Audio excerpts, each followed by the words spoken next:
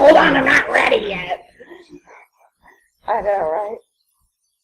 How y'all doing? You awake? 3 o'clock? Everybody get your candy and your cigarettes in so you can last through the afternoon. Okay, yeah, yes, no.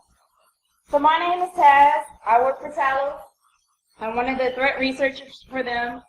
And today we're going to have an example walkthrough of how we develop some threat intelligence. The objective here today is not for me to give you a list of IOCs. If that's what you were hoping for, you're not going to get it. So there's the door. If you would like to learn some skills in mindset, thinking, approach, techniques, and things like that, to maybe take back to your analyst or for yourself in your organization, that's what we're trying to do here today. Okay? I am always open for questions.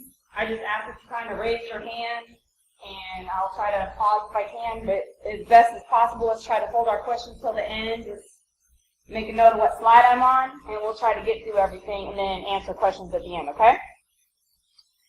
So, a little bit about the story. I was working at a SOC at a company, had a lot of friends there, and prior to me starting to work there, of course, I wasn't privy to knowledge because of NDA that, like any other organization that provides infrastructure services, they had people that didn't like them, right? How many here work in infrastructure services or have friends that provide infrastructure support? Okay. You know there's always some bad guy out there that doesn't like the fact that an organization he doesn't like is using your company's services, right? You host their website, you provide them infrastructure, we don't like you, whatever, so we're going to attack you, right? Some kind of political motivation. So where I was working at, they had the same problem as anybody else. And there was a bad guy that had been doing some pretty awful things to them. And then when I took it personal, I mean, he made it personal actually, like you don't attack me and my friends and my family, and my job was my family, right? And my organization was my livelihood, right? So I took it personal to a degree. And he just got on my bad people's list. Like, you're on Tazz's shit list, and he sucks to be you, right? So I left them, and then I ended up going to Talos to do dedicated, full-time threat hunting and research and sharing about the threat hunting that we do. And so now it was my full-time job, not just being a SOC analyst and dealing with incidents, but a full-time job at getting to hunt bad guys and bad things on the internet. So when I left my other company, I couldn't take any of my research with me. Couldn't take any of my data. I mean, I had gigs and gigs of data and research that I had done there. All I could take with me was what was trapped between my 2 ears. So I got to Talos and I said, you know, I'm pretty sure this bad guy that's been doing these bad things where I was at isn't doing it by himself. I'm sure he's probably affecting other Cisco customers. Boss, is it okay if I see if I can go find this guy doing bad stuff to people? And he's like, well, yeah. And he said, don't use any of the data you have. I was like, I don't even have copies of it. I know I can find him. He has habits. He has patterns. He has behavior. I have come to know him as though he lives across the street from me. And so one of the things I started with was a domain of his. It had just stuck in my head. So I went and I pulled up this domain and I said, you know he used this domain to do bad things to us. I wonder if he did use this domain to do bad things to other people. And sure enough, he had used the domain to do bad things against other people. He was all over our telemetry. And I was like, okay. So where I found him was in phishing. He'd used his domains in a phishing email. And I looked at the subject line of the phishing email. And it really offended me because it was targeting women. And I was like, the audience for the fish was specifically women. I was like, you jerk face. That's not cool. So I was like, all right, I'm going to look into this. And so then I started to look at, now that I found his domain in this phishing email, then I started looking to see what other phishing emails there were related to that. And then I just said, oh my God. Now, first off, I didn't realize that Cisco actually sees about 35% of the world's email. So you can imagine the volume of data that I had available to me now versus when I worked at a small company, all I saw was our email, right? So now I'm seeing tons of people's email. And I started seeing like, wow, he's not out there doing this by himself. He's actually part of a bigger picture.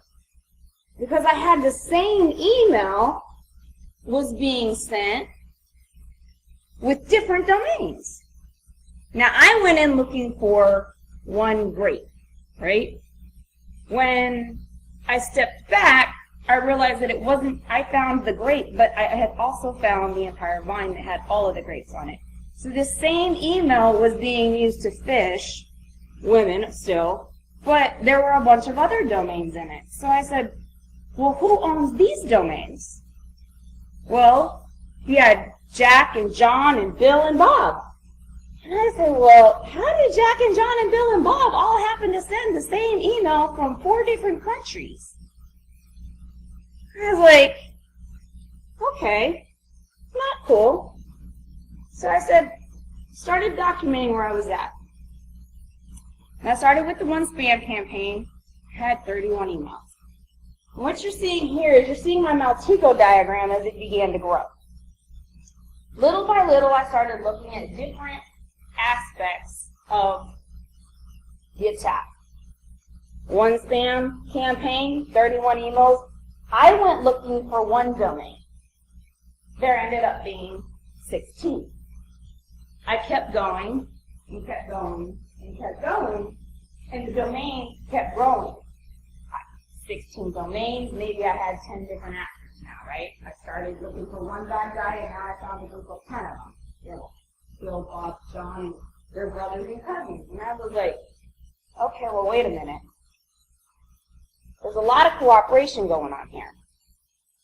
And so I actually decided it's time for me to just, now that I've done my cursory search, I need to develop a plan, and I need to start following, you know, an actual investigative process. And this is what I'm here to share with you guys about, is the actual process.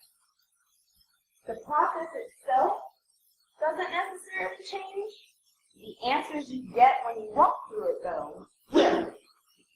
So first we start with what we want to know when we're doing a threat intelligence investigation. In my case, I wanted to know what did the bad guy have available to him and could I find him, right? I knew something to do that. I knew this one domain had been used to do that thing. So I started with something small.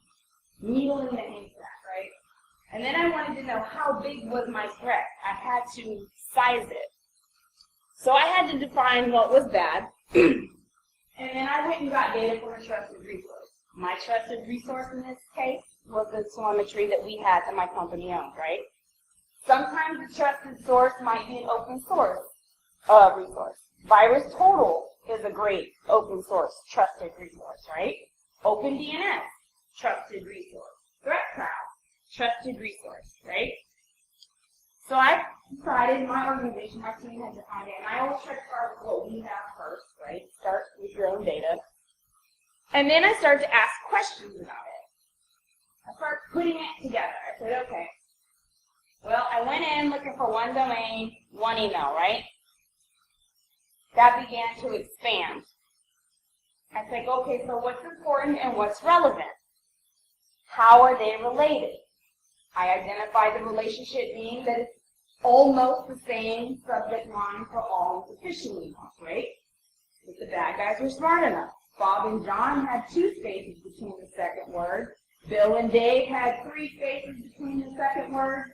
And then maybe they put an exclamation point in there. Tom, Dick, and Harry happened to misspell the same word that was almost the exact same subject line, but when they tried to spell the word hair, they spelled it H-A-R-E. Okay? So, if I'm trying to help people who are bald that don't want to be bald grow hair, and my subject line says how to grow back hair, H-A-I-R, and I go searching for subject lines like that, okay, but, well, is there a relationship to the ones that said H-A-R-E? Then I had to start changing the way I was searching my data. I had to say, all right, I've got this subject line that's 10 words long. I'm going to search my telemetry by subject line. How should I do my searches? I had to get with people that were smarter than me and way better than me at Reddit, because Tazz hates Reddit. I put a regex in front of me, I'm like 0-9, I'm done. That's it. Don't ask me nothing else, right?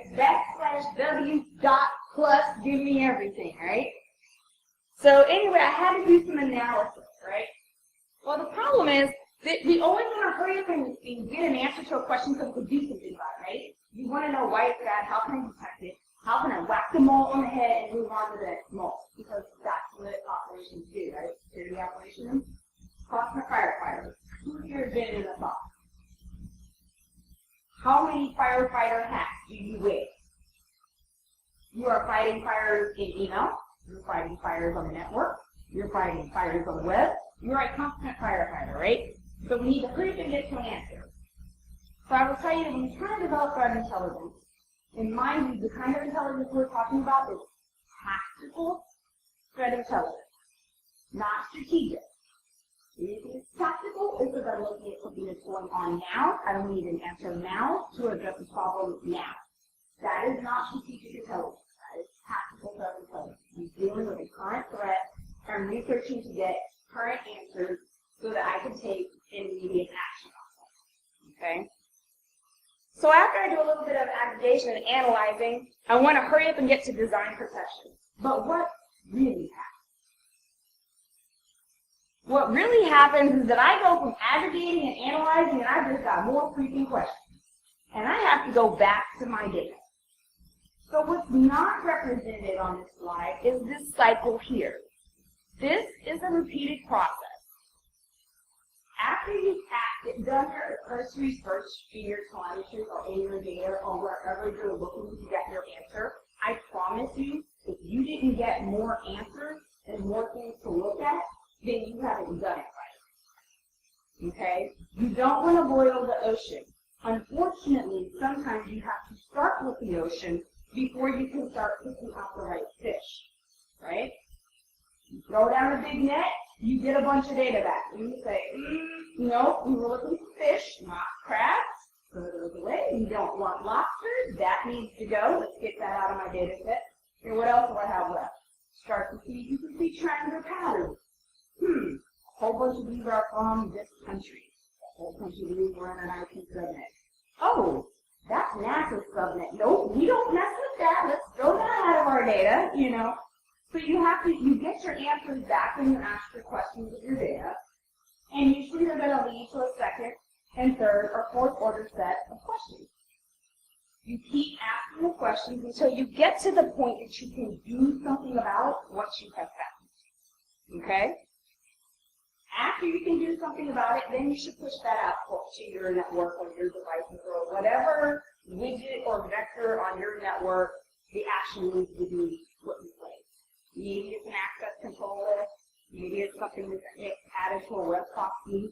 Maybe it's the tweaking or the tuning of a sensor, a threshold, something. Whatever it is when you're developing your threat intelligence, at the end of the day, you need to be asking yourself, what do I want to achieve? I did all of this hunting today. What do I know? What do I not know? And what do I want to achieve? So I know a lot of things, but I don't know these things. So these are the questions I need to go answer. Based on what I do know, is there anything I can do? Is there any high-level action I can take that's not going to have a derogatory impact on our users or the network or anything? Is there a little bitty, teeny, tiny betterment that I can put in place? Sometimes the answer is no. How many of you here manage IT people who do research or threat intelligence? Anyone? How many of you here have ever managed anybody that works in anything across stuff? Would it freak you out if you asked them what did you find today and they say nothing? I can't tell you how many managers just, what do you mean you didn't find anything? There's so much bad stuff out there. Well, I don't have anything that I can tell you with confidence yet. I can tell you I got a lot of data back, and I've got to go through the data. And don't be afraid to tell people that. You're going to develop good threat intelligence. Velocity and does equal volume. And volume doesn't equal volume. Just because you got a lot doesn't mean it's good. Just because if you put mandates on your people to give you reports, guess what? You will get reports. If you set a metric that says your job and your employment or your bonus is tied to X number of reports that I get, you will get X number of reports. Will they be useful? How do you know? You don't. Right? Don't try to paycheck in your livelihood to the number of things they give you when it comes to intelligence. Because it's guaranteed you get a report of something, and the best bullshit is going to make it sound good. He's going to make sure he gets his own fair paycheck. Thank God we don't do that now. But that's my guideline. So you have a process in how you're going to develop threat intelligence. It's a repeatable process. It's a framework for people like this, right? Maybe not the regular process, it's a framework, it's a guideline.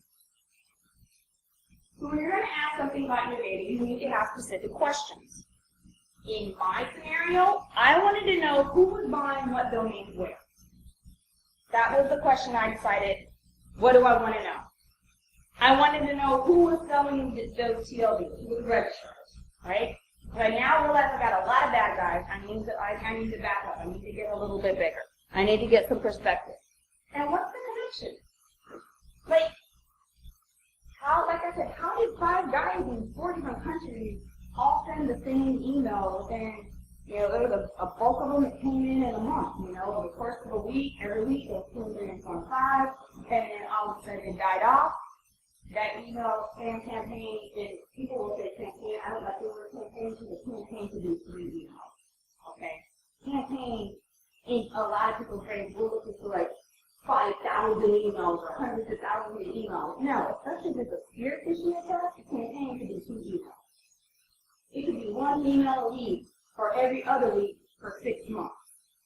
And you got 12 emails over 6 months. But if it's spear phishing, that could be a campaign. Okay, so be careful how you define the word campaign in the organization. So I had to define bad, and I had to go get my data. I wanted to know, set my criteria that I decided for this investigation was acceptable. For a different investigation, this criteria might not work. You have to define bad and what you're looking for each time. In this case, I have noticed that among the small subset of emails that I had looked at to begin with, TLDs they were using for their domains that were registering was .download. And everybody here is saying in their brain, yeah, that's a perfect TLD for a fish, right? .download, because everybody's got a .download, right? Even legitimate companies have .download. Smart ones have gone out and bought their domain .download so that nobody else could fish their employees with it, or worse than something malicious. Then I wanted to know how many email addresses did I have for registrants that were part of .download. How many different countries were these registrants working in? How many IP addresses were associated with these domains? How many ISPs were helping? Because Cisco were really big. When we reach out to an ISP and say, hey, we think people are doing bad things on this stuff, can you work with us? ISPs work with us to help stop bad guys from doing bad things. And then like, how many name servers are they using? Do they own the name server? Is the IP shared hosting or is it private? So these are 2 questions. I was trying to get metrics, metadata about my data, right? So then I decided to take a look at .data.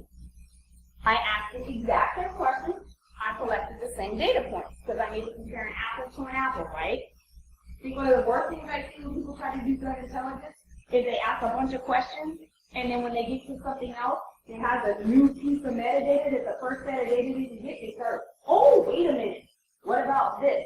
There's a bunch of different things I can find out about a domain. Anybody who's done Google lookup or done domain tools that will be data about IP addresses or domains, about domains and registrants, you'll know that there's lots of other metadata I could have collected, right? But I chose not to. I had to stick within what I decided was relevant to this investigation. And then I said, listen, I had noticed another popular one I had been used was .page. So I went and grabbed the data about that. You guys notice what's highlighted in yellow, right?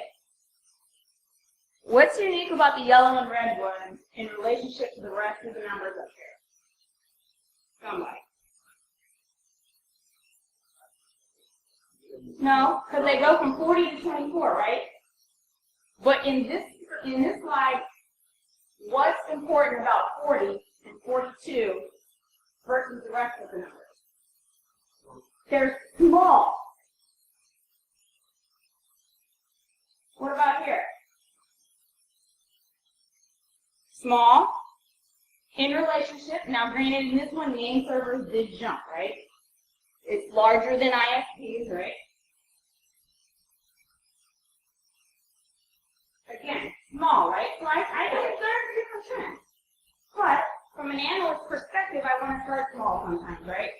Could you imagine if I tried to go analyze 2,200 IP addresses and find a trend?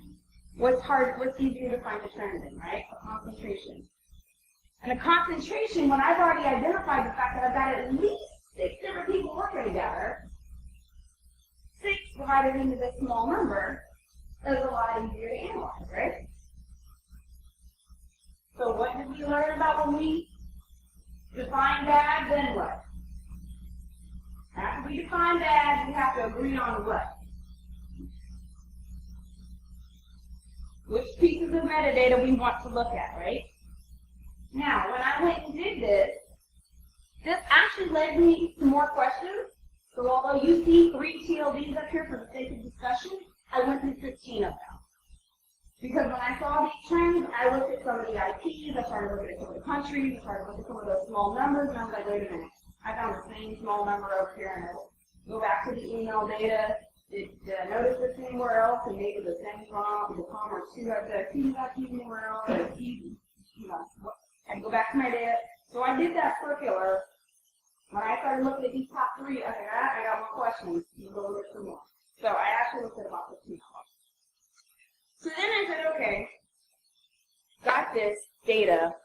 My other question was, why these TLDs, right? I started with my questions at the beginning. Why these TLDs? Why these and why these registrars? So I said, let's go take a look at them. The TLDs that I decided to look at, again, I started big, and I narrowed it down. These are the TLDs that I decided to look at. The reason I chose them was because I had done a cursory analysis of my spam emails that I had found, and these were the ones that either A, I thought had sketchy values, like your sketchiness factor is really up there if you're sending somebody to .download. You're a douchebag if you're using .face to fish people. So I went and go find out people that were douchebags. .top, my coworker who eats, sleeps, breathes, and died angler, he had noticed an increase in .top programs that I mentioned him. Hey, you notice a lot of these anglers right now, and I did .top. So that one made the list, because that was awesome. So sometimes when I was answering my question of what am I going to go look at, I took into context research that my peers were doing that could be relevant to what I was doing. So as an analyst, that's another thing, do not operate in a silo.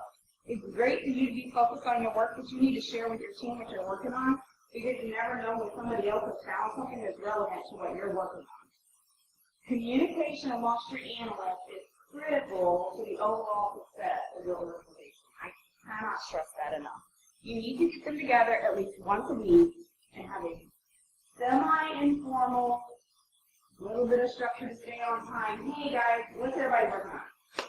What you got? What are you working on? You got a ticketing system, maybe formalize up a little bit. And we have a habit where, not even a habit, it's very, I don't know if the word is requirement, but it's something that the team has agreed to do, that when we find something that's interesting, that we go make a ticket that we're going to look into this, a research ticket, research topic. And sometimes when I was doing this research, as I dug into people and things, I found other stuff that needed to be investigated. I went and made a ticket, and I'll look at the data, because I wanted to stay on track for this investigation. That's probably one of the things analysts who always want to ask questions will really, really bad at. Ooh, shiny food.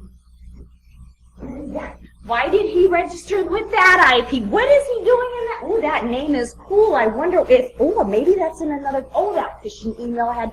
And we do that all the time. And we've never answered the previous question, but we're finding all this other cool stuff to go look at.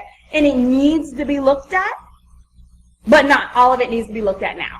So go make a ticket or something, or in other teams, I used to like literally give my team colored, like tons of sticky notes, and I had the I want to look at this later wall, and we decorated a whole wall with sticky notes. And when times were low, we'd go grab a sticky and find something to dig into, right? So sometimes you have to do that. But back to the topic at hand, I defined what was bad. I decided the criteria that I was going to use to narrow down my data set. I narrowed it down. My second question I wanted to answer was, why these TLDs?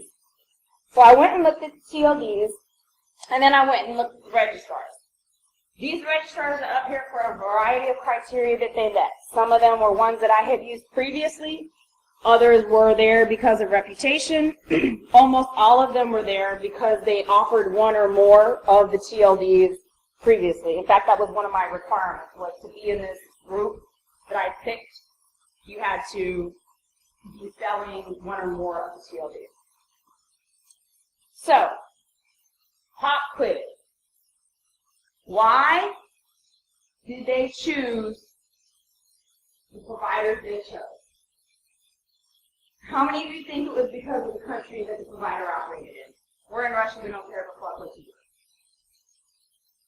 How many of you think that the bad guys picked based on the country? Yeah. How many of you think that the bad guy picked them based on the terms of service and the guarantees that they got in uptime? Got a couple votes for that. How many of you think that the bad guy picked the registrar based on their customer service? You never get anybody that votes for that one. What about business reputation? Business reputation goes both ways, doesn't it? Bad guys say they're a really good person to go register at. Good guys say bad guys never will come over here and register, right? So there's reputations on both sides of the fence here. The answer is no.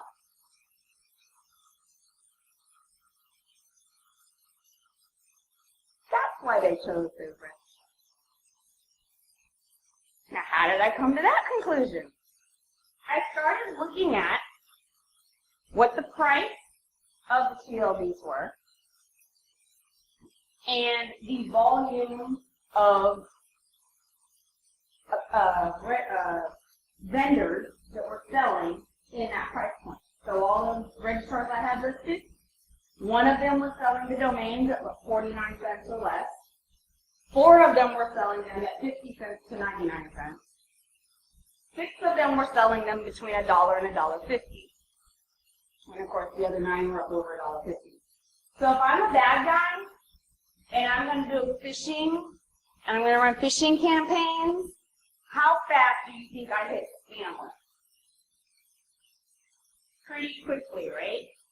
So if I want to run a global campaign, I probably need to have a lot of domains accessible to me, right? In my arsenal, right? I need to have domains that are going to burn through them pretty quickly.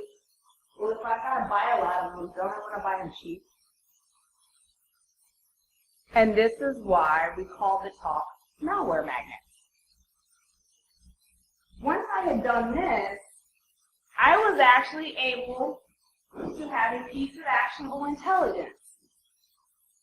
Seems like common sense, but I now had the data to prove my theory, which was when domains go on discount, all the bad guys migrate to that registrar. And people thought I was crazy. They're like, you know, there's some of the registrars that can go to. But what we started noticing was that, yes, phishing campaigns were going on, but the TLDs being used were coming in waves. .top came in a wave. Angler, when it went just off the chart, all .top went on sale for 40 cents, record low for that TLD. Of course, bad guys who are leveraging Angler were going to be using .top domains to redirect and stuff like that. Okay, so we had an actionable piece of intelligence. So now I can actually anticipate where the bad guys might be coming from once I become aware that this registrar has put something on sale, right? So I can start looking for things coming from their IP space or an increase in traffic coming from their IP space, right? Next time. But I didn't start knowing it. I had a hunch. I had an idea, and I had to figure out how to prove it. So, then I wanted to know, not only do I have I figured out that I'm going to get a concentration of bad guys. I wanted to know who was the baddest of the bad, right? So that was my other question. Who's buying them? Because I need to figure out who I need to stop, right? Because, I mean, it's great to know where they're probably going to migrate to the next time a TLD fail happens, right? But I want to know if there's any trend in bad guys, because I thought I had observed a trend, in my opinion, of at least 6 people working together. So I went out and I made use of Domain Tool's ability to track registrants. And that's this screenshot that you see up here, an example of what I get in an email. So Domain Tool has a really awesome API where I've set a script now that I've done all of this research. And at first, I didn't know what I was going to get. So I had taken those TLDs, I had taken the phishing, I had taken my criteria of what was bad, you know, risk score over 90, greater than or equal to 90, and used risk scores from various sources, primarily Domain Tools. They have a tool called IRIS. I don't know if you guys know that. You guys might talk to Domain Tools about their IRIS tool, but if you're doing some research and hunting, it gives you data that you get more beyond who is. But they work with us with Crystal Possibly. And OpenDNS also will have risk, because you guys ever seen run an OpenDNS and target and see at the top whether it was benign, 100, or I like to sketch kind of, you know, or possible DGA, and you get back a value from them as well. But in this case, as a shortcut, I was like, look, I don't have time every day to go looking these people up, Domain Tools, and I already built something to build for me. And they started telling me how many domains these people were registering.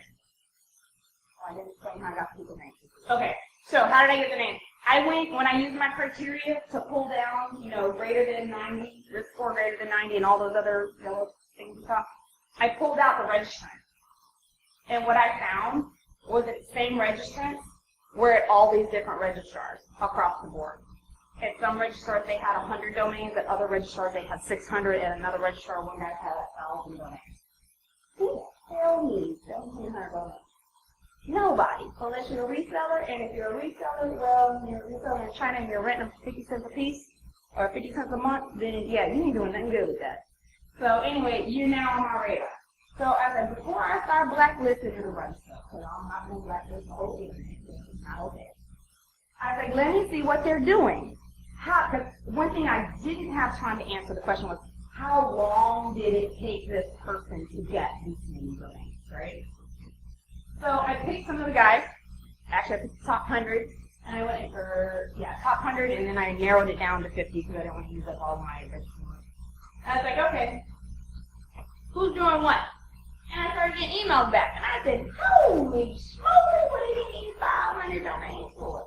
And then, wait a minute, no, it's actually 750. And truth be told, it's actually more than that, because that's just what the email sends me. It'll send me, in the body of my email, the domain that was registered, the name it was registered to, and gives me who it was to. So I started getting some of these back, and I started monitoring them. And I was like, okay, so the guy that did 3 of 3, and these come back in the order in which you put them in.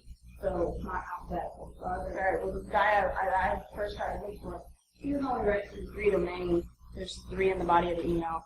These other 2 people, they're registering a lot of domains. And I said, okay. I kept it going.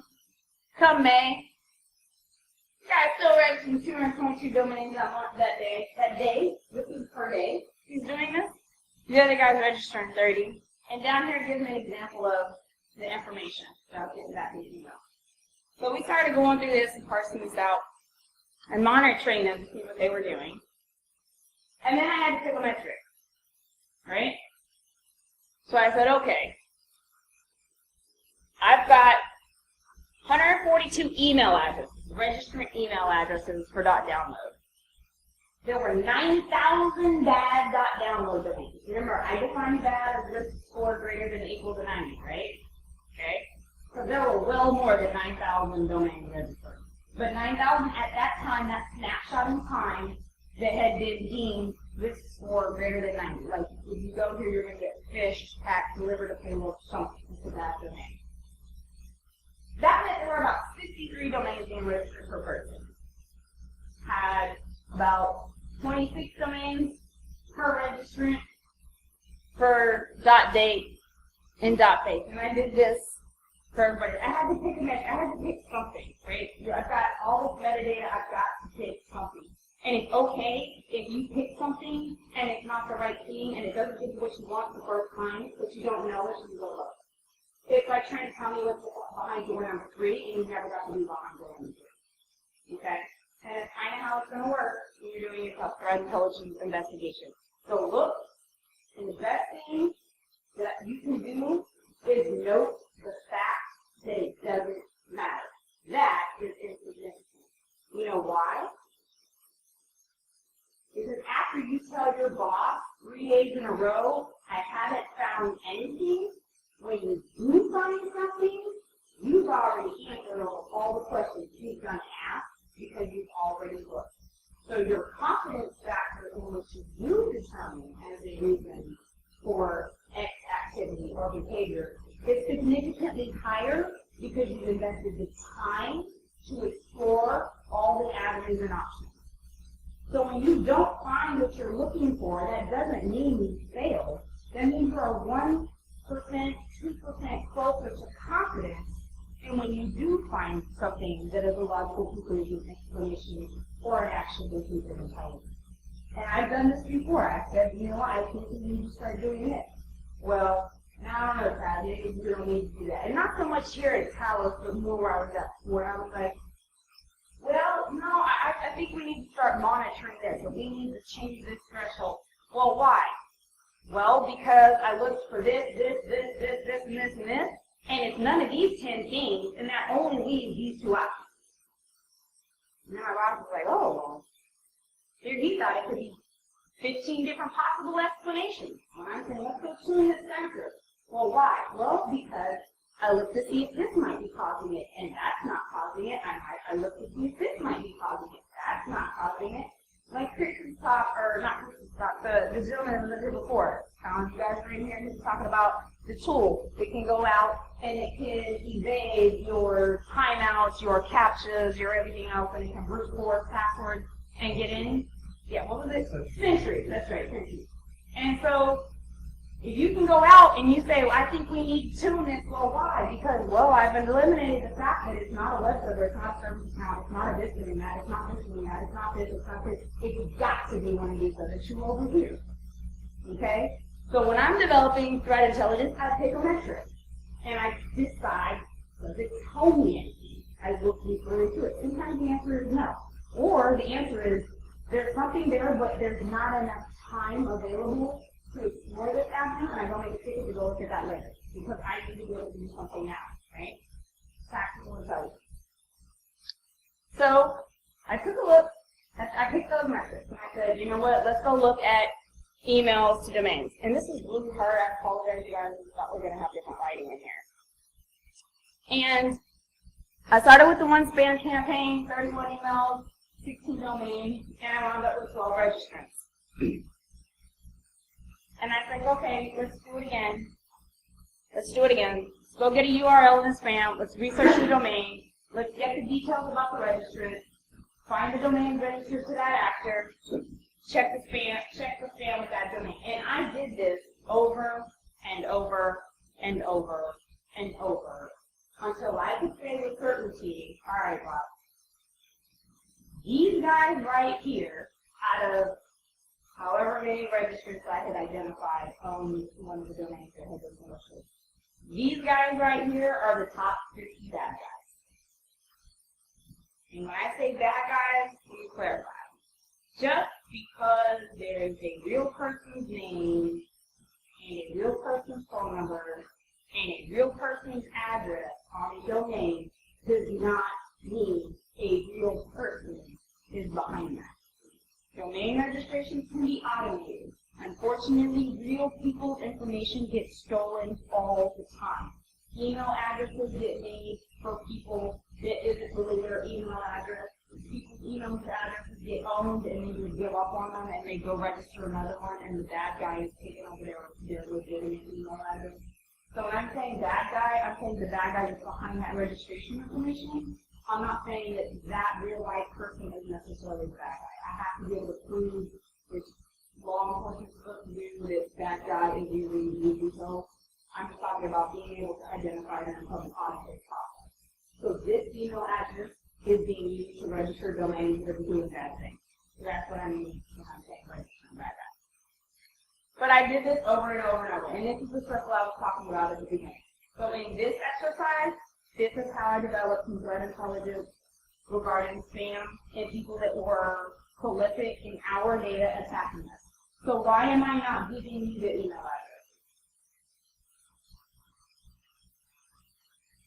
The answer's not in the slide, but why am I not giving you the email address? What's key about threat intelligence? What is the word threat? What's a threat to your phone?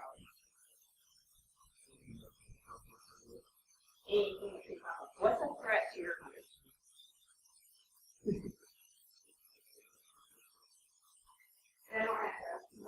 What's a threat to your company? What industry are you in? Oil and energy, health, schooling. Who's in health? Who's in oil and industry? Oil and energy. Who's in services? Who's in recruiting? Come on, you guys. Y'all don't have jobs and not a single handler. Who's in an industry that I didn't mention? Automotive. So why am I not giving you the emails of these bad guys? What if not a single one of their domains is being used to spam or phish you? It's not relevant. It doesn't matter, therefore you shouldn't care. Right? If I make blue widgets to attack blue people and you're green, do you care about blue widgets and blue people? No, because you're green people. You care about the people making green widgets to attack green people, right? That's why I'm not giving you a list of emails and IOCs, because this intelligence was developed for my organization. This is what was relevant to us. This is the people that were attacking us. This is the people who had risk scores that mattered to us. From our metrics and how we define that. You may not define it the same way. They may have not be bothering you at all. Now, the good news is if you're a Cisco customer and they potentially were going after you, then you're benefiting because we are blacklisting and blocking the things. But the point is that I'm not, the IoTs and all of this, everything that I've done here was relevant to who? Me, and my customer, and my organization. Okay, so I kept looking and doing that repeatable process over and over and over, and I started diagramming it out, because the picture's worth 1,000 words. And I started noticing, and I don't know if you can see this down here. You guys see that little circle that's around them? Okay? See, I got a blue dot here and a blue dot here. And a blue dot represents a domain. The light blue dot represents an email address. So when I started using Maltego to diagram these, because I've been doing this for a while, I showed this up here and how it's circle. That jumped out at me. That W jumped out at me because it's data overlap. It's one email address that was used for 2 different domains, right? So the end state of this is a monster. You wouldn't really expect it right now. But I started building a little bit at a time. Each time I found more data, I added a little bit here. And I stuck to this, when I was doing this immediately, I stuck to this very small subset of email. Like I said, it grew unruly to the point that I was talking about earlier that I had found the top 500 people that had multiple thousands of registered that were being used to this, right? But this is where I started. So I started to find the trend that I talked about earlier. They were moving around from registrar to registrar. Whatever the TLD was, TLD 1, registrars 1 through 6, there's my bad guys. Dark blue, ice cream, and the polar bear. Well, then I have my Halloween actor, Then I had my Treasy Woodsy actors, and I had Mr. Polar Bear. So Mr. Polar Bear was at was in favor of TLD1 and TLD2, right? Mr. Polar Bear did not care about TLD3. Mr. Polar Bear did like TLD4. But what do you notice about the colors in the circles in each of the columns? They appeared in more than one place, right? So I had more data overlap. Same bad guys, multiple places, using multiple TLDs, but and across multiple registrars. Do you think they might be working together? I didn't know this when I started. I didn't go looking for this. I went looking for one bad guy that had been attacking some people. I had no idea that he was part of a larger organization. Does that make sense? Remember I told you that as you start to ask questions of your data, you're going to get more questions, right? So I started having to ask different questions, like, okay, well, maybe this is bigger than what I thought. I was looking to stop one little thing, one guy that was targeting certain people, that was targeting women with particular phishing emails that he had been using. And then lo and behold, I actually uncovered an entire organization of people, or group, let's say group of people that could probably be related. I drew the conclusion that they were working in concert. Whether it was physical human beings, or people that had written bots and tools to go to domain registrations in bulk and were automating this work because they came and watched Chris talk about automating the procedure manually. And they came here and they showered thinking out and they got something. We're going to go get phishing sites thanks to Chris now, you know. So, no, I'm joking. He knows I'm giving this crap. So, after I had done all this and I had finally drawn this conclusion and I had identified the group, I was able to say, now I can do something with what I know. Now I can take an action. Now I actually have a piece of threat intelligence. I have been able to identify a group of people working in concert that are repeat offenders of scamming and phishing. And as I had gone through, I actually gone out and in my analysis process, I went to go see what do the domains do, what's on the domain. I started noticing that a bunch of them had the same page. How did John, Bob, Tom, Dick, and Harry, all in 5 different countries, have the same freaking webpage? Identical webpage. And oh, by the way, because Walter was going to go to hear that, if they answer a few questions, they got 3 Walmart gift cards to help them discount the cost of the product that you're selling. You just have to give your name, your phone number, your address, your email. And the last 4 of your credit card numbers, and then I would send you the gift card. So, but I was able to actually do something. We actually began to, and we started small. I don't know if I got this on the next slide. But started small. Granted, I identified these 50, but I wanted to make sure that I wasn't having a derogatory impact on people doing legitimate business. Like maybe there was a legitimate reseller out there, and he was just trying to make use of a good discount so that he could register domains and resell them, right? He could be a good guy that's not up to no good, and he's reselling his domains, but he's caught up in this because he met my metrics, right? It is very possible that you can find legitimate people that look bad. So you have to be careful when you decide what you're going to do about it when you're in a company that's around Cisco. We are global. When I blacklist something, it's blacklisted off of a lot of these. If you choose to blacklist something at an enterprise level, then you have the level of impact of the size of your enterprise, right? So you have anybody here manage blacklist or whitelist ever? How many times did you have somebody scream, oh my God, I need to get to that after you blacklist it, right? You have certain processes in place to use some trusted blacklist. Things that are legitimate do make it to blacklist by accident sometimes, okay? But because I know the impact that I can have when I blacklist something, I have to do a little bit more due diligence. So I did go out and I started with some of the worst people or people that I knew I could confirm and tie to beyond a fish, that some of these domains had been used to deliver malware, like documented like via our telemetry. I can see not only were you using this domain to fish, this, on your website, you were also delivering lossy or ransomware end of the day, phishing waste infrastructure, right? It's spin cycles on a server, it's hardware that's burning out faster, it's email servers that are storing email that they don't need because we all delete our spam out of our deleted box, right? How do we all do that? So I thought it would start small.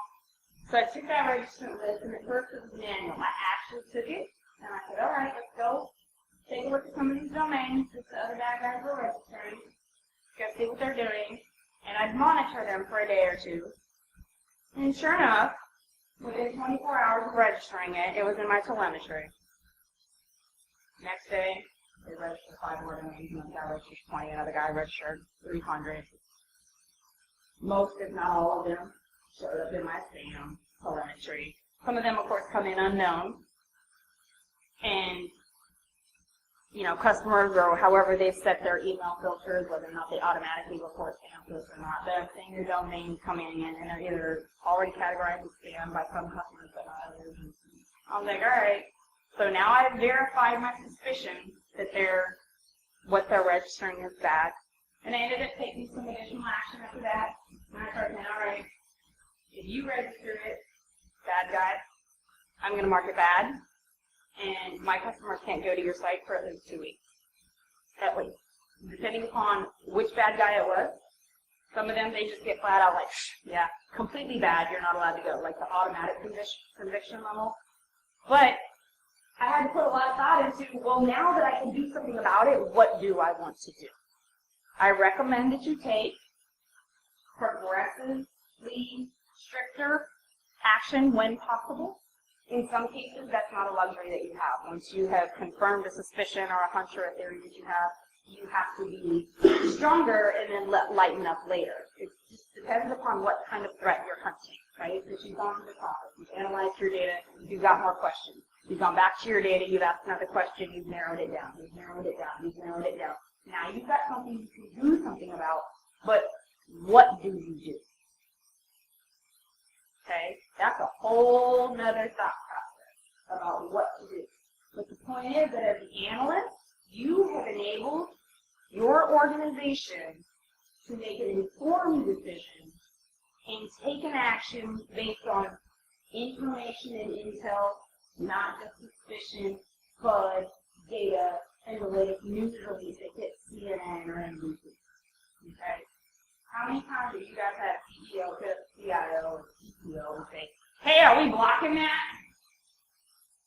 Well, no, dude. We're not blocking that, but we don't want anybody to go to China anyway, so it doesn't matter. We block all traffic to China. Yeah, of course we're blocking that, right? But whatever the case may be, once you have decided you got an answer or you got something that you guys need to do something about, put it together, and then maybe you get to take the action, maybe your network team gets to take the action. But remember what I said way back earlier, that we're getting together how often? At least once a week, talking about what we're working on, right? And it's not just the stock analysts that are getting together. You've got the NOC analysts, you've got the business analysts, you've got the abuse team. All of you are getting together once a week and saying what you're looking at. Because guess what? Once you came up with your piece of intelligence, I promise you the rest of everybody's going to want to know.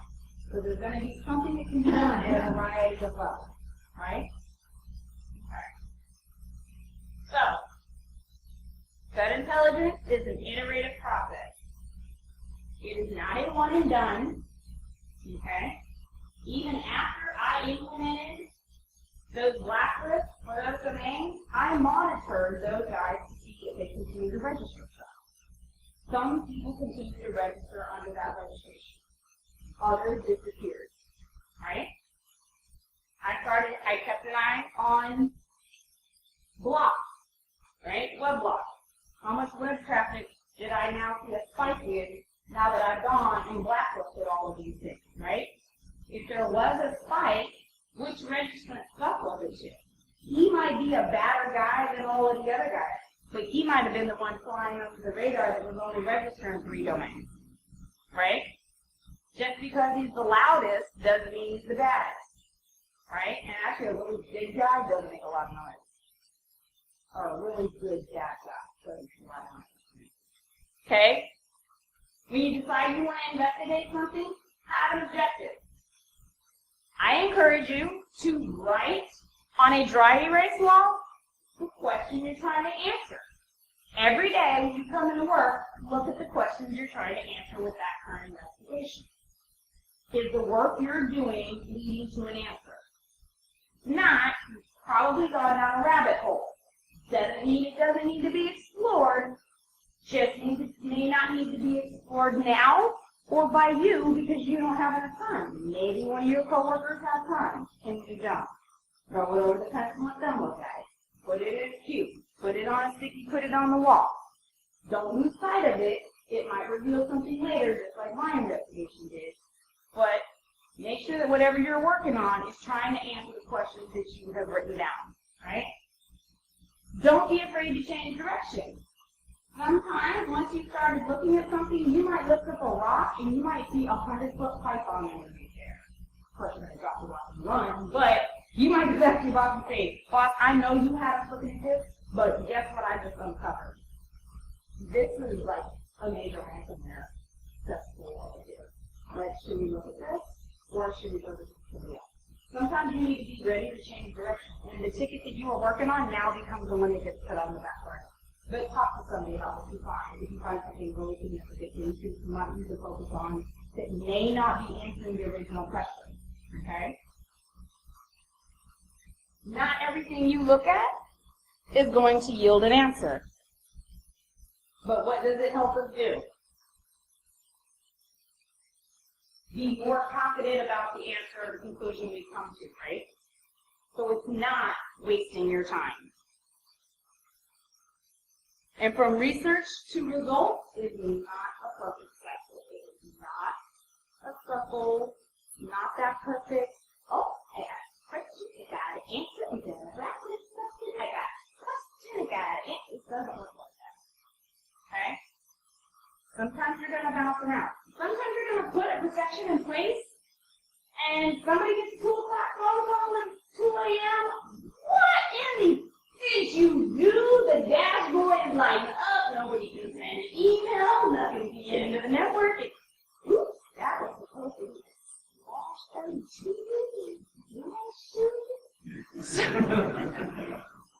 you know? So understand that once you decide you're going to take action, this goes back to my warning earlier. Maybe you might want to start small with whatever you're going to convict or block or prevent or whatever action you're going to take. A little bit of measure at times. And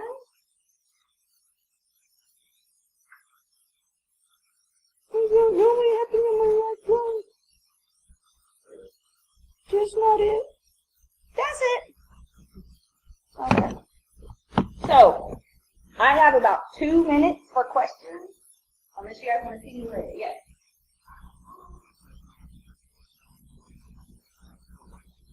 I did have to put it on the back burner at times. Sometimes I'll do speaking engagements like this, and when I do, normally I just sit up till 2 o'clock in the morning because I just have to know, like I can listen. But overall, I started looking at it in January. I took some snapshots at the end of January, and then in February, I went out to some of the domains, the CLDs, and registrars, and I started scraping. I literally scraped all the pricing, and it wasn't easy. From all 20 different registrars of what their pricing was. I started putting all that data into spreadsheets and databases and things like that because I collected my data so I could start figuring out, answering my questions, why were you here and who was here and why was registrar and all that. This is how I ended up coming to the conclusion that it was money, which was the common denominator, almost all of them was a low cost. So I think if you want to take the beginning to end calendar-wise, it may have taken me President April, I think, is when I actually started to look at a minor blacklisting, maybe 60 days. But if you count off the number of man hours that I put into it, maybe 123 weeks. If I could sit down and have just done it with no interruption, 3 weeks maybe. I've had things that I'm still working on, that I've been working on for a while, but prior to the patient, I took a week back, I've been doing things. And then I find out if my theory was right. So that's questions. Any other questions? I will be outside if anybody's going on something with people. Feel free to grab me, and that's my Twitter account. My Twitter is open to any DMs, so you don't have to follow me to DM me. Did anybody learn anything? Was this helpful? Yeah. Can you take